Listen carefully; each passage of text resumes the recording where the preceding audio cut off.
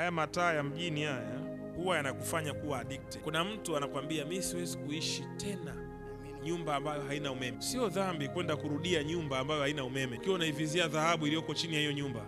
Sio dhambi kwenda kuishi tena kijijini ambapo umetoka kwa kuivizia Tanzanite iliyoko chini ya mti ulipolelewa. Sio dhambi. Unatoka Mererani unakuja Dar, unaanza kuuza chupi za wanawake mtaani. Yaani unaacha Tanzanite, unaacha madini yote Mererani, unakuja kuwasugua wadada miguu Dar. Yaani unaacha, yaani unapishana na utajiri. Walioko Dar wanatamani wangepata connection ya Mererani. Unatoka Geita kwenye utajiri wote, kwenye madini ya aina zote, unakimbia unakwenda kufanya kazi ya kumtawaza mwanamke au mwanaume Ulaya ili utoboe kimaisha. Na wa Ulaya anaacha Ulaya anakimbia Geita kuyachukua madini. Mnapishana kwenye ndege, mwenzio amebeba utajiri kutoka kwenu na wewe umebeba ujinga na uongo wa kuwadanganya wanakijiji.